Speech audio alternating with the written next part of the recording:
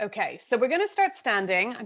I'm not texting, I just have my timer here for some of the poses that we're gonna hold. So you're gonna come to stand, grab your strap.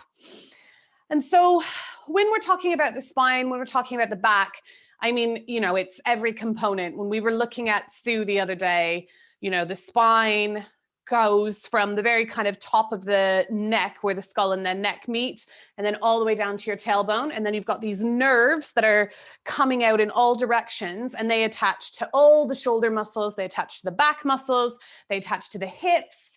It goes everywhere. And the reason for this is because the brainstem comes through the spine, through your spinal cord. So all of those nerves from the brain go through the spine.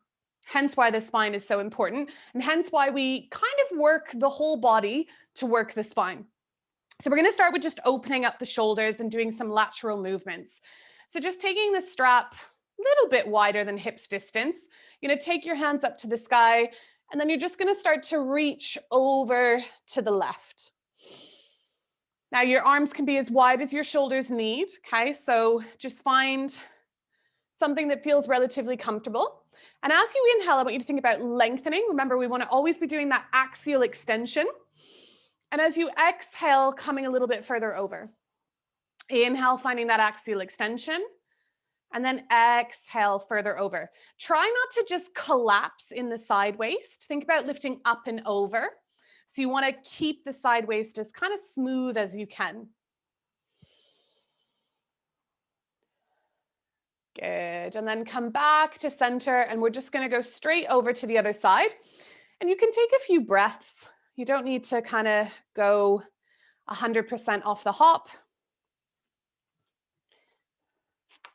Remember that inhale for that axial extension. And the exhale to take it further. Trying not to just cut the side of the waist. Keep lengthening the side of the waist as you go.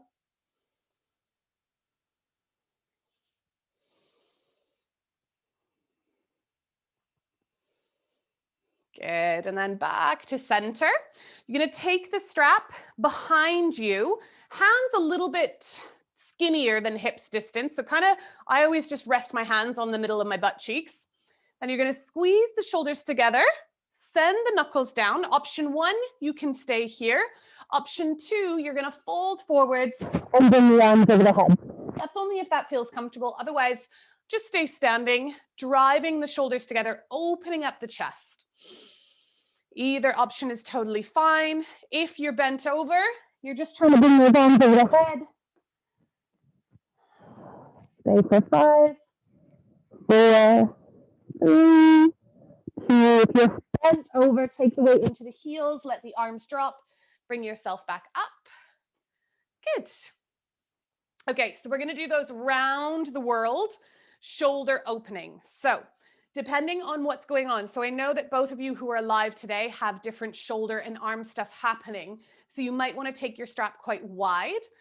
So you're going to start by taking an inhale up. And as you exhale, this is where you might need to widen your strap. You're going to keep the arms straight and bring them over. What you don't want to do is bend the elbows. And you also don't want to kind of do this kind of a thing like a windmill.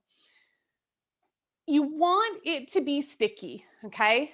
Like here, it's really sticky for me. You want to breathe through that. You don't want to be too easy on yourself, but you don't want to kill yourself either. And as you go, you might find that you're gaining some mobility, some flexibility, and it might be slightly easier. It might not, okay? Try to move slow rather than just winging the arms around. If it's really easy to do this, you need to have the hands closer. Okay, it should be like quite like, whoo, okay, yep, and then you get the release. This is super healthy for the shoulders and also really good for the back. So if we don't open the shoulders, our chest collapses inwards and we start to round our back, okay? Most people as they age, they start to do this. And we want to be able to have all of this open, which means that we need to open up the front line of the chest. Most of the muscles that we have, annoyingly, help us to bring things in. We don't have as many muscles to help us open out. So we need to counteract that. Nice, good, okay. Let the strap go onto the floor, shake out the arms. So we're gonna come into our first hold, which is only gonna be 2 minutes. Now you have a couple of options here. Coming into ragdoll. Ragdoll is gonna help us with this axial extension. So the head is gonna hang down, just watch me first. Ragdoll traditionally kind of looks like this. You want the head to be heavy, so that it's pulling, especially on the thoracic. Arms to be heavy, so they're pulling on that shoulder joint. You can see that my belly is resting on my thighs, and you can also just have the hands on the floor. Now, if you feel a little bit lightheaded or out of balance, use a wall, stick your booty into the wall, and then drop down. And that'll just make you feel a little bit more secure. So either option's fine. I'm just gonna start my time. Stopwatch, reset, start. So either just hanging out, really don't worry about the hamstrings here. What I want you to focus more on is letting the head be heavy, the arms be heavy. Don't worry about the belly, don't worry about any of that. You can maneuver. And if you need, you can use the wall. You can also, instead of, if you don't feel comfortable folding all the way forwards, just let the head hang heavy, let the arms dangle. So just a really nice pull on the spine. Try not to lock out the knees, but you want that round. You want to be kind of folding. You can always take the hands onto the shins or the knees, but ideally you let them dangle so that gravity kind of pulls on them.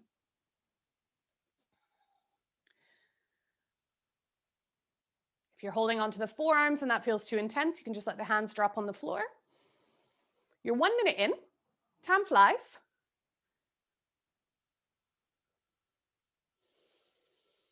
Find your deep breath.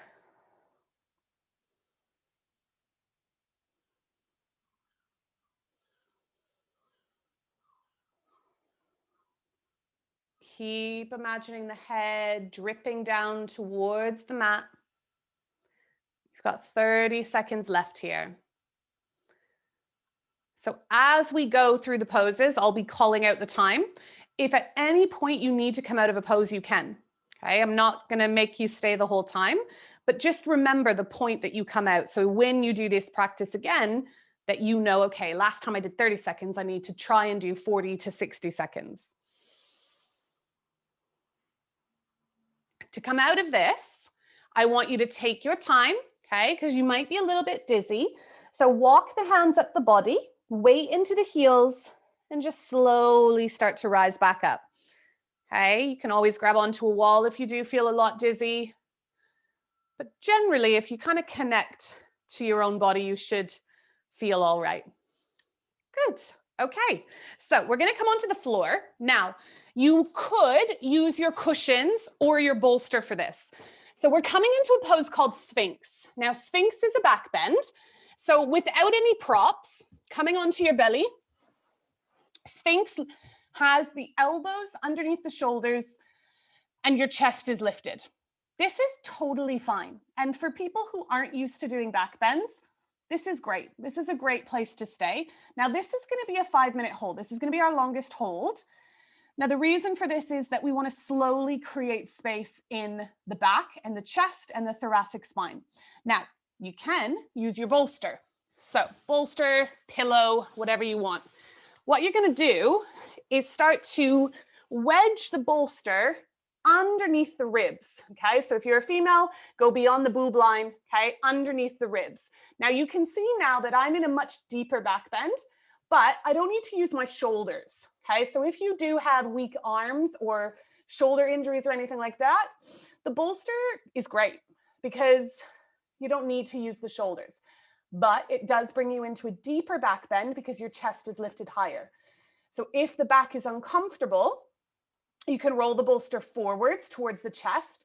Just try to get somewhat comfortable. Ideally, it is under the ribs, okay? And your arms can come forwards.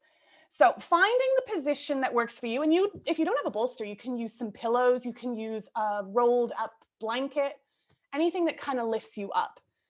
So I'm just gonna reset this. You've probably been in the pose now for at least 30 seconds. Now your head, you can just let your head droop. I want you, if you feel like you really need to kind of clench the butt, just slowly see if you can start to soften it. But if you let the bum go and you start to feel any pinching in the lower back, then re-engage it, okay? So ideally, we want the bum to be soft, no engagement, legs soft. So why are we practicing something called gravity yoga? Why are we doing it? It is something that has completely changed my yoga practice. In yoga, we, as yoga teachers, don't really time holds at all. We kind of come into postures, feel it out for a bit, and then move on. Just wouldn't be feasible to time it every single time. But gravity yoga has a few principles, and one of these is time under passive tension. If we don't use a timer, our mind will always kick us out of the pose before we meet or beat our hold time. Okay, so let's say you were trying to stretch your hamstrings. Well, you'd come into a hamstring stretch, you'd hold it, and then before you hit that point where you'd probably start to feel change and really make a difference, you'd probably come out of the pose because you'd get bored or it would feel too hard. So in gravity yoga, all the postures are timed and we never go beyond 5 minutes. So studies have shown that after 5 minutes, there's really just diminishing results. So 5 minutes is kind of the key component, but for a lot of people, 5 minutes is quite tough. Just so you're aware, we're coming up on 3 minutes now. So it's gone really quickly because we were in the pose before I started the time. So you've got 2 minutes left. If at any point it's too much, just come out. So without this kind of targeted mobility practice, which is exactly what gravity yoga is, we would always be in a state of inertia. And this idea of we're not really changing, we're just kind of in this limbo holding pattern. Now, as beginner yogis, you are making gains all the time. It's incredible because you're going from kind of no yoga practice to lots of yoga. And so you're getting lots of change all the time. You're feeling those benefits. But once you've practiced for about a year or two, you hit a plateau, which is kind of true of any sort of practice. And gravity yoga really helps to push. And so I do gravity yoga targeted for hamstrings, for shoulders, for the hips. Today's practice is for the back. Just hit 4 minutes. You've got 60 seconds left. And passive tension means that we are not engaging the muscles. So we're being really floppy. And there's a reason for that I'll explain when we move into our next pose.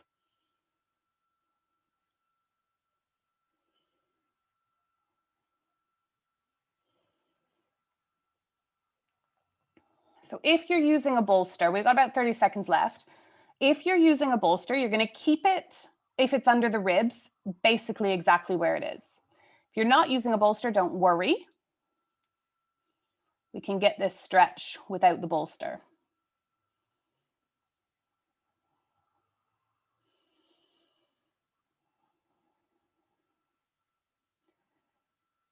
Okay, so that's 5 minutes. What you are going to find is that coming out of the poses, you're going to feel a little bit creaky. So what we're going to do now is we're going to come into a lateral side stretch. So I want you to start to turn to your left side. Now knees can bend, okay? And your bolster, if you're using a bolster, might just be hanging out here. Top leg, if it feels okay, you can place that foot on the floor and straighten the bottom leg. But if this feels uncomfortable on the hips or you don't have the hip mobility to move the leg like that, just keep the knees bent, okay? So either option is totally fine. And then I let my top hand just rest. So option one, bolsters here, forearm is down, and you're stretching into the lateral side of the body. If you want more of a stretch, we're not going to hold this for very long. This is just like a counter pose. You can push into that hand and start to lift yourself up. And then you're going to drape the ribs down. Okay. It's bit of like a, I don't know, sexy pose on a beach or something. But you're coming deeper. If you just want to stay on the bolster, totally fine.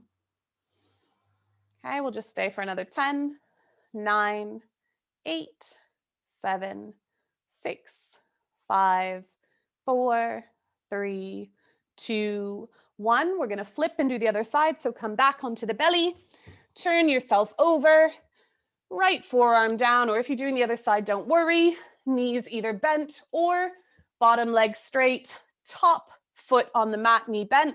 Top hand can just rest on that knee, either staying here, or if you want a little bit more, press into that hand and then let the rib cage drip down. So you're stretching into that side waist. Again, if you just want to use that bolster, go for it.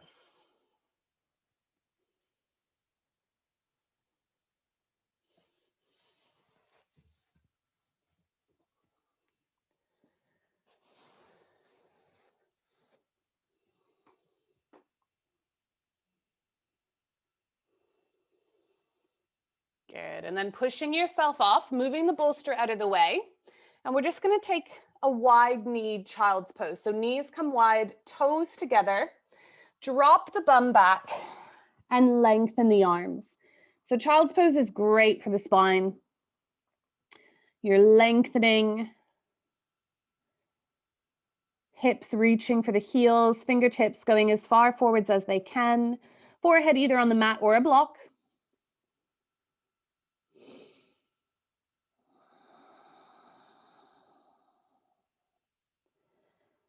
Nice. And then pushing into those hands, rising back up, tip onto one hip or the other. And we're going to come down onto the floor with our bum. So again, lots of ways to use blocks here. So we're coming into the pose called Paschimottanasana. Now, when I taught you this earlier, when we did the hamstring week, I said feet engaged, legs straight, don't round the back, keep everything nice and straight. Now, what we're trying to do in this one is relax into it. So if you need a block under your butt, grab a block, a cushion, place something under your butt. But in this pose, we're not engaging the legs. So legs are floppy. So if you kind of zip the legs together and then just let them go, they'll naturally kind of flop away from each other. Option 1, 0 props. You're just going to round back and flop forwards. Option 2, if you have props, okay, there are a few options. You can take your blocks and create like a little tower and let your head rest. Hello? Can you use a wall? Can you use a wall? To sit against? Yeah, if that feels nice on your lower back, then wedge your butt against there. Yeah, that's totally fine. And then another really nice option, if you have the luxury of owning a bolster, placing the bolster along the legs, flopping forwards. If your head doesn't quite reach the bolster, you can take a block under the bolster, or you can take a block on top of the bolster. So this is going to be a 3-minute hold, or sorry, a 5-minute hold. Now, I want you to take your time getting into it, okay? Know that the rules of the pose are now being thrown out the window, okay? So, and I'll explain why this is. So just start to let yourself round. You're still going to feel it in the hamstrings. You're still going to feel it in the legs. Letting the whole spine come down. You're going to get a nice stretch in the lower back. And then you're going to get a stretch all the way along the vertebrae. Now, it doesn't matter if the head's being supported. You can, some of you aren't going to be able to flop that far forwards. I've got people who I teach who this is their flop forwards. Okay, that's fine. Just means that you have less flexion of the spine. Flexion is where we come forwards, and it's not just the spine. It's going to be the hips and the hamstrings. So to be able to flop as far as I can flop, you need to have longer hamstrings. So there's lots of things that are going to hold you back. Don't worry about that.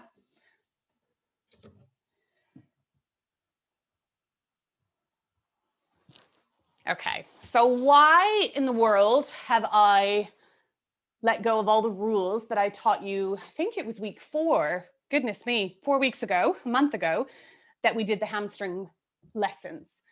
And the reason for this is that when we have the muscles engaged, when we have our alignment really strict, we're targeting muscle tissue. Okay, we're targeting deep into the quads and the hamstrings and all those muscles. Gravity yoga, we're not actually looking to target the muscles. We're targeting what's called connective tissue.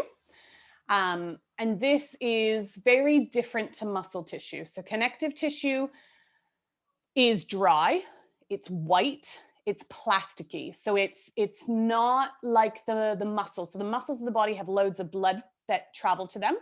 You can manipulate muscle really easily. You can get it really jacked up, really strong, really bulky. And then also you can lose muscle tension, which makes it softer.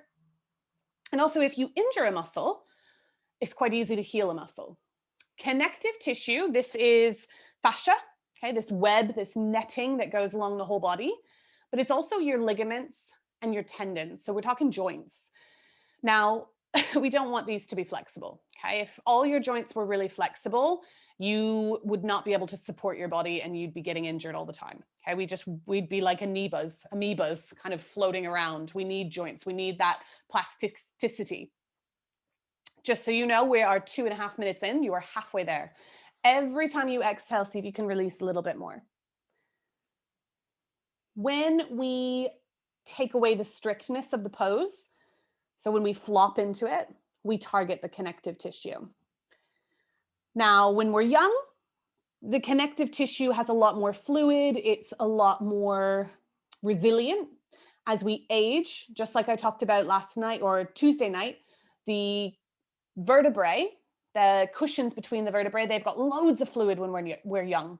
As we age, that fluid starts to disappear, and then the movement is more difficult and injury is more prevalent. So when we stress or create tension in these areas, which sounds counterintuitive, we're actually strengthening them. Okay, we're keeping that fluid moving, whatever fluid is still there, and we're keeping the joint healthy. If you do not apply any pressure, any stress, any tension to your body, okay, you are never going to strengthen it. And this often happens when people start something new. Oh, it hurts. My muscles are hurting. My wrists are hurting. This is, causing me discomfort. There is a level of discomfort required because yes, it's uncomfortable this time, but how does it feel the next time? Are you getting stronger? We're 4 minutes in, you got 1 minute left. So the more that we do something, the stronger we get and the less discomfort we feel. But we need to be prepared to have an element of discomfort to make change. Okay, I always kind of use the reference that we're never going to progress. We're never going to make any change if we sit on the sofa eating a bag of crisps, watching Netflix. It's just not going to happen. You got to put a bit of sweat, bit of tears, bit of challenge, bit of, work behind something to see any kind of phase change, especially when it comes to the body. Last 20 seconds here.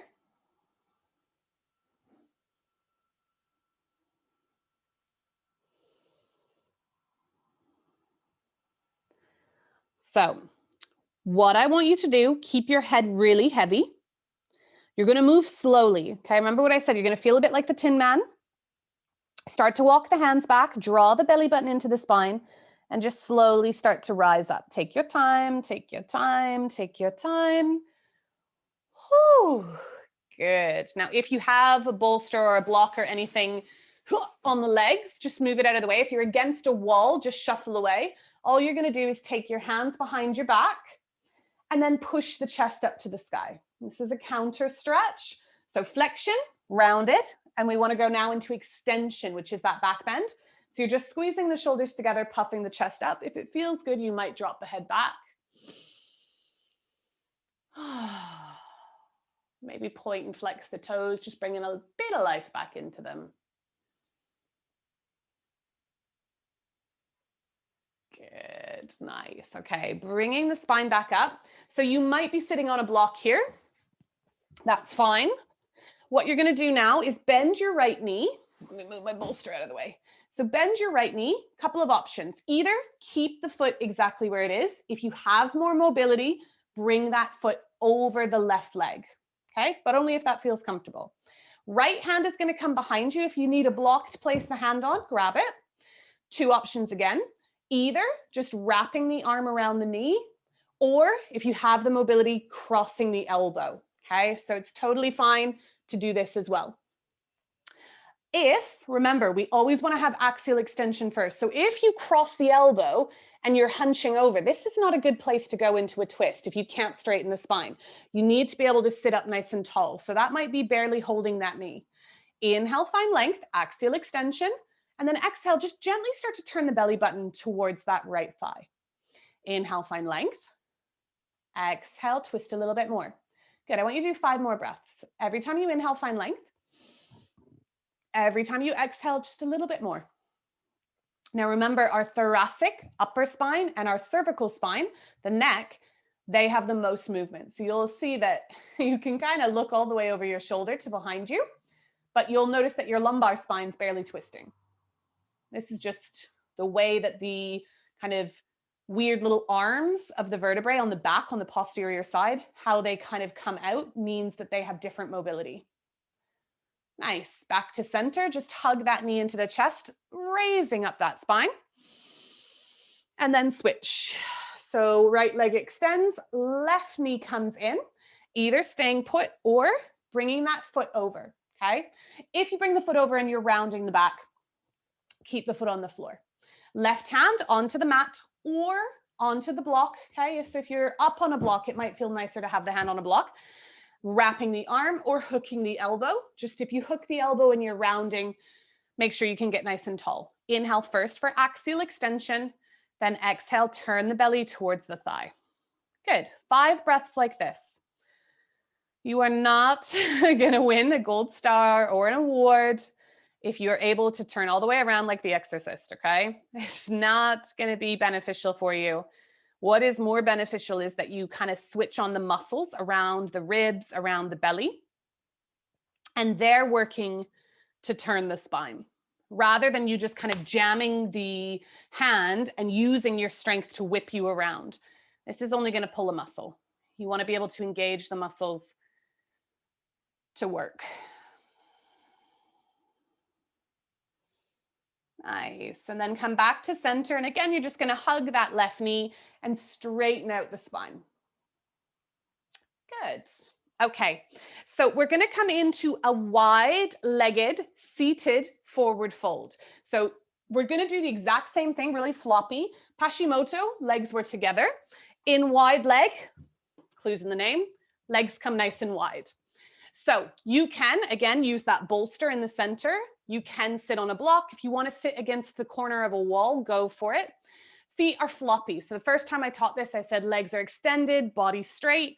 In this one, feet are floppy, and you're just going to round forwards. Again, this might be you. Okay, you might be up this high. You might be able to come quite low. If you want to, use those props. Okay, head might gently rest on one block. You might need 2. If you want to use the bolster, go for it.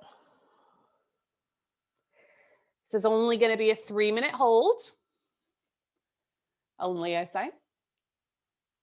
Again, use the breath.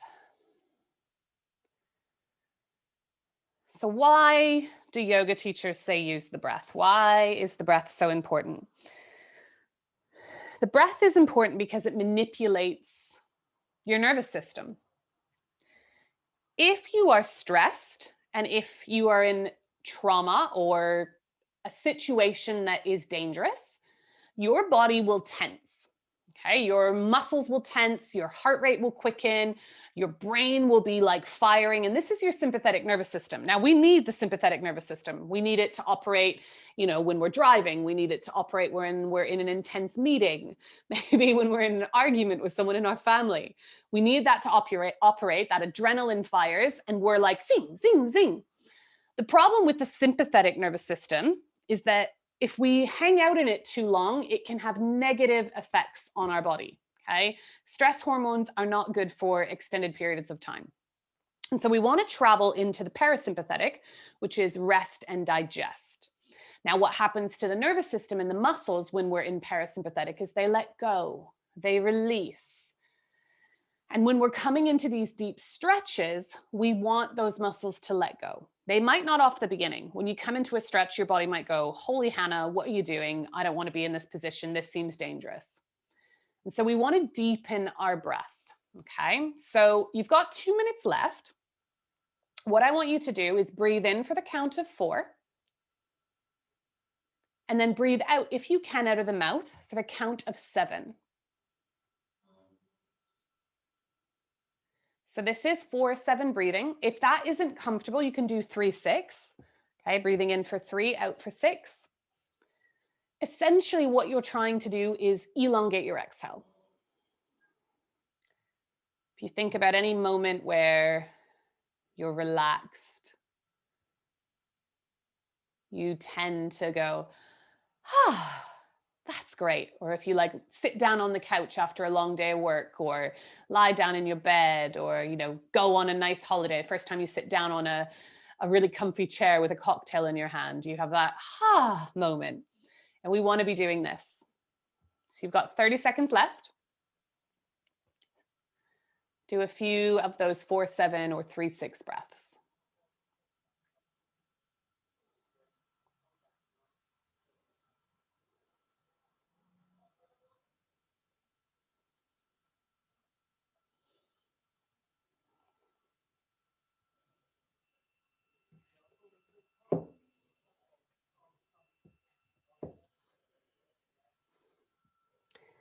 So to come out of this, again, like stacking Lego or Jenga, walk the hands back, start with the lower back, slowly begin to stack the spine. You might feel really stiff, really creaky.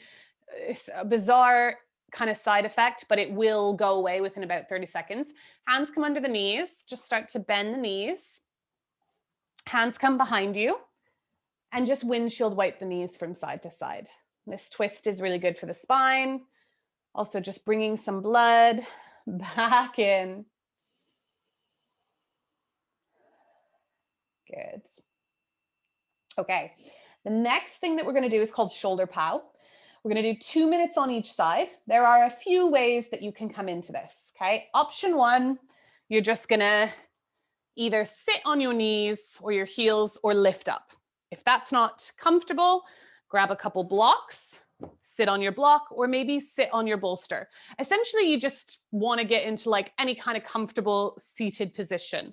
So I feel really comfortable sitting on my heels. I know a lot of people will not be comfortable here. So sit on a block, sit on a bolster, just get yourself in any kind of position. And you're going to need your strap. So just make sure your strap is handy. Shoulder pow is phenomenal for opening up into the front of the chest and helping us with our kind of hunchy backs, okay?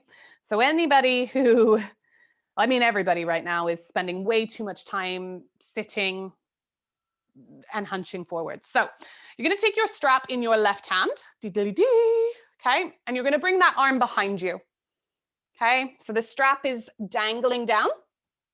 And then your right hand, you're going to reach around and grab a hold of the strap. Now, some people, if they're really flexible, will be able to grab their fingers.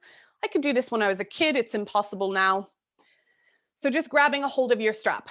Now, doesn't matter how far apart those elbows are. What I want you to work on is not hunching over. Okay, so don't feel like you need to be a hero to bring those hands really close. If you're hunching like this, or you feel like your neck has no space, release the tension on the strap, even if you're barely holding on. Okay, you will feel this. I'm just going to start the time now.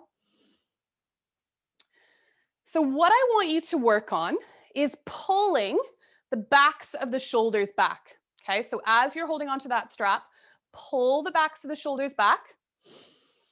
Try to get that left elbow up. Don't worry if it's out to the side. And try to hug the right elbow in and down. Again, don't worry if it's out to the side. Mostly, just try to lift the heart. Now, you might find this really challenging. I would encourage you to try to do this pose at least once a week, okay? It is so beneficial. It's something that I need to work on a lot more. It's great for back health, great for shoulder health. You're working on strengthening the muscles on the backs of the scapula. You might feel this around the shoulder muscles. Just so you know, you only have 60 seconds left. 60 whole seconds. It's nothing, nothing in the grand scheme of life.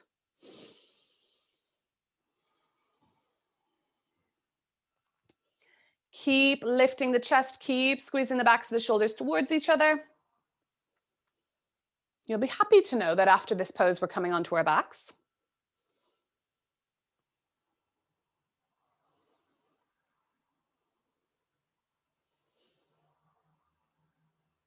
And gravity yoga practice could be 15 minutes a day. That's kind of the ideal. You choose a couple poses, hold for 3 to 5 minutes, 2 to 5 minutes even. Last 20 seconds here. I always find my top arm gets a little bit fatigued, a little tired.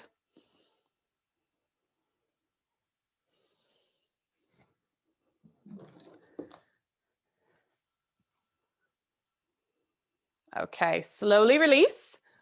Oh, shake it out, roll the shoulders. If you need to change your seating position, change it up. Okay, maybe change the cross of the legs, whatever you need to do. And then you're going to take the strap in your right hand. Okay, so strap in the right hand, bring that arm over, left arm, going to come down, grab that strap. Okay, so you want the strap in the top hand. That's going to make it easier. Again, don't feel like you need to be a hero. If those hands are really far apart, that's fine. Okay, internal rotation, the bottom arm, might be really tricky. So you might be looking something like this. That is fine. And then once you're there, if you're hunching, clock, clock, clock, pull those shoulders back, back, back, back, back. Okay, and that's going to be the hardest part because you're telling the muscles, there's only a few muscles on the back body. Like I said before, we've got loads more muscles on the front that help us kind of crunch forwards, way less on the back. Okay, that's why all those back bends where we're on our belly lifting, they feel so tough. And that's because those muscles are quite weak. So if you are somebody who can miraculously reach the fingers, Rainy, I'm thinking of you, you'll probably be able to do this. Just make sure that if you are holding the fingers that you're not rounding forwards. If you are, use a strap, use a sock, whatever you need. You're a minute in, no big deal, 60 seconds left. You might not even feel it in the shoulders. You might feel it in, the legs, how you're sitting. Okay, you can also do this standing. Okay, I didn't say it at the beginning, but this pose is totally fine done standing. It's a great way to open up the shoulders. I'm just challenging you by making you sit.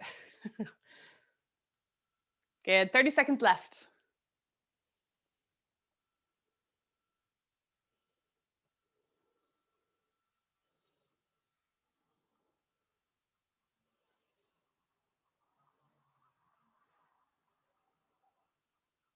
Good.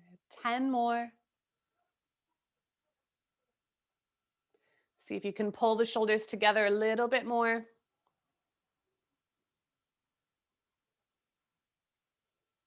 Good, okay, release. Oh, shake it out. You're not gonna need your strap anymore, so you can place that to the side. Move slow, okay, especially if you, like me, sitting in one position that whole time. Your legs might feel a little bit funny. Oh, and you're gonna bring yourself down. So you might, before you come all the way onto your back, you might wanna watch me first. We're coming into supported bridge. You can do this with a block or with a bolster. So I'll just show you the options first so you can get yourself set up. So option one, you're gonna use that block, highest setting or mid setting. I'll talk you through how to get into this. If you have the luxury of a bolster and you don't wanna come as high, okay, bolster won't get you as high as a block. You can lift and slide the bolster underneath, okay? So what I want you to do, get yourself now onto your back. Bridge is extensions. We're coming into a back bend. Bring your heels as close to the butt as you can get them. You want them basically underneath your knees. Feet about hip distance apart. So grab your prop that you want to use. This is going to be a 5-minute hold. So you're going to be supported, which is what's really nice about it. When you're ready, you're going to lift, grabbing either that block or that bolster. Okay, or pillow if you don't have either of those things, pillow works fine. And then you're going to bring your hips to rest. Now remember, the block or the bolster coming to sacral spine. So if you're not sure what that is, time has started if you're there, by the way. So remember what I said about the spine the other day. So sacrum used to be 5 vertebrae. As we age, they sort of fuse together. And then coccyx, 3 to 5 vertebrae, they fuse together, which means that we've got 2 big bones there. We've got our sacral spine and we've got our coccyx. You want to be hanging out on the sacral spine, which is basically a part of the pelvis. So you don't want to move into the lower back region. That's going to be painful. You want to be on that nice hard block of bone. Okay, and it shouldn't be uncomfortable. If you're really bony, you don't got any meat on your body and you've got a hard block, that's where it might be uncomfortable. You can grab a blanket or a cushion and place it on the block. That's where you might get a little bit of digging in. I've got loads of padding, so I'm pretty good. So we're a minute in now. If you want to deepen this stretch, bring the arms over the head and just let the arms drop back. I'm going to give you an option when we hit the 3-minute mark. And just one more way to make this a deeper back bend. Some of you are not going to feel comfortable coming into it, and that's okay. We're a minute and a half in now. Just let yourself drop. Let your hips be heavy.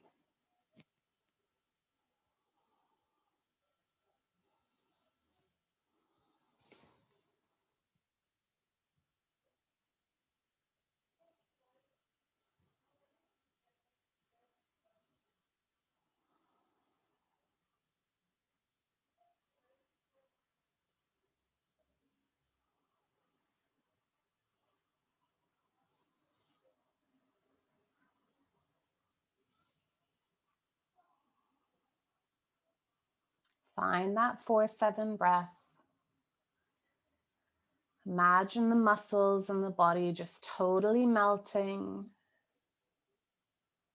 totally softening.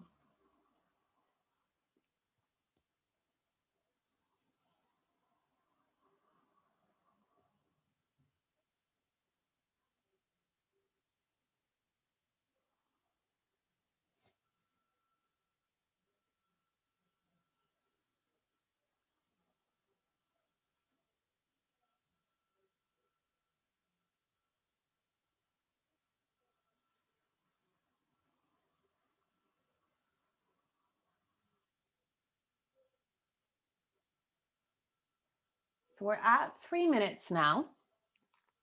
If you want to deepen the stretch, you can start to play around with straightening the legs. Okay. If this pinches your lower back, feels too intense on the abdomen or the hips, just bend the knees little by little until that sensation softens. If it is just not working for you, keep the knees bent. Okay. With the legs straight, you're creating a deeper back bend and you're really opening up the anterior side of the body. This is great for stretching the abdomen and the front of the rectus femoris and your iliacus muscles. But it's not available for everyone. So don't worry if straightening the legs all the way doesn't work. You might straighten them a little bit. Okay, you might just tease them out just a touch. Again, deepening that stretch, the arms will be behind you. If that doesn't feel good, keep the arms by your sides. So you've got less than 2 minutes left.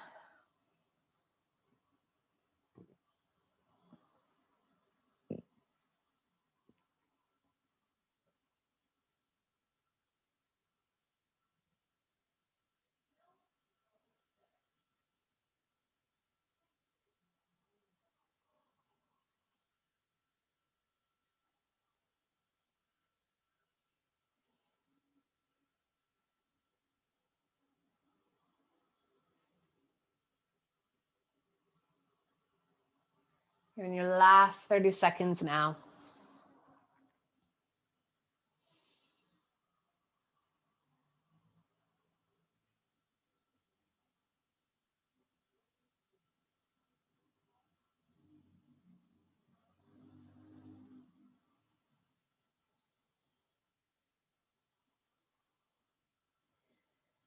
If your legs are straight, I want you to just gently start to guide them back until those feet are underneath your hips. Now, if you're on a bolster, stay put. If you're on a block, I want you to lift up and move the block out from beneath you and slowly lower down. If you're on a bolster, you're going to lift your hips and you're going to push the bolster with your fingers forwards until it goes beyond your butt. And then you're just going to take your feet on top of the bolster. Okay, so if you're on a bolster, feet on the bolster. If you're not on a bolster, feet on the floor. And then you're just going to windshield wipe your knees gently from side to side. So your feet are either on the floor or the bolster. And you're just gently swaying from side to side, just bringing basically some movement back into the body. Good. So our Shavasana is going to be a really nice support in our lower back. So we're going to release our lower back. Now, if you have a bolster, all you're going to do is slide the bolster forwards and place the bolster underneath your knees like so. Okay. If you don't have a bolster, what you're going to do is grab your blocks, or if you have some pillows or cushions, they're great. And you're going to take either the blocks or the cushions, and you're going to take them underneath the knees. Okay, so basically what we're doing is having our knees slightly elevated. And this just takes some of the pressure out of the lower back. With the legs totally straight, there's a bit of a pull. With this, we just get this lovely release. And then take the hands onto the floor, backs of the hands that is, palms face up. Rock and roll the back of the head a couple of times until the very back of the head is totally flat. And then allow the shoulders to be heavy, maybe even tucking the scapula slightly underneath you. This is where you just lift the upper back slightly and then, like you're making a bed, tuck the shoulder blades underneath. Let the hands be heavy. Fingers will just naturally curl into the palms. Let the heels be heavy. Let the knees be soft. And just let all that lovely weight come into the hips. Closing the eyes, we use this time to download, store, and take in all of the hard work you've just done.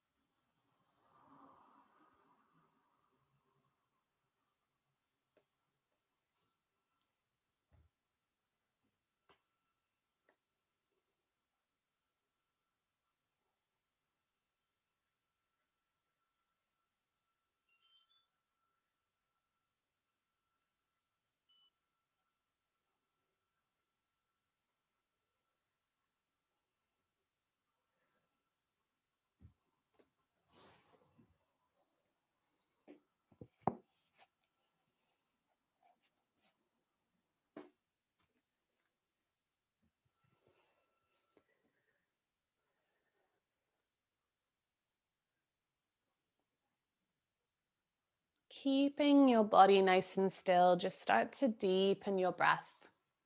And just feel all those little electric sparks, all those nerves kind of waking up as you puff up the chest, expand the rib cage. And then as you exhale, let the ribs knit in. And just explore that for a few moments. This connection to your breath, this connection to that expanse and release. And then just start to invite a little bit of movement in the fingers and in the toes. And just taking any other movement that calls to you, anything at all. This is your practice. Eventually rolling over onto the left or the right hand side, letting the ground catch you. And then eventually meeting me in a seated position. Maybe you sit on your bolster or a block. And just let the hands rest on the knees. And keeping the eyes closed, just take a moment and cast your mind back to week 1, to where we just simply sat, talked about the breath and meditation.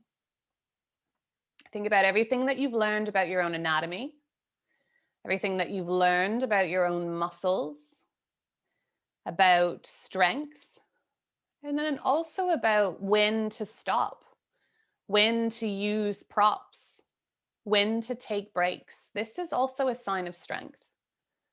This proprioception, this awareness.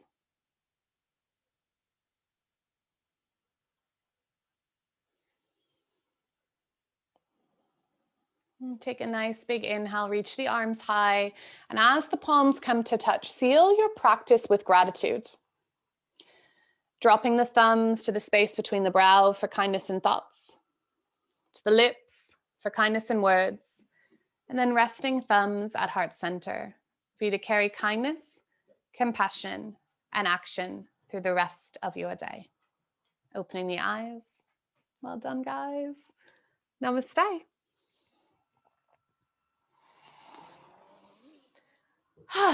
Well done. Hopefully your backs will feel really nice and refreshed after that. This is the last physical class of the 8 weeks, but next week I'm going to do a little special yoga nidra on transformation. I think it'll just be really nice to bring everybody together. So I'm going to do a survey, see what time most people can do, and then we'll finish the 8.5 week ceremony with a really nice nidra. How'd you guys get on? Did I kill you? No, that was great. Enjoyed it? Yeah.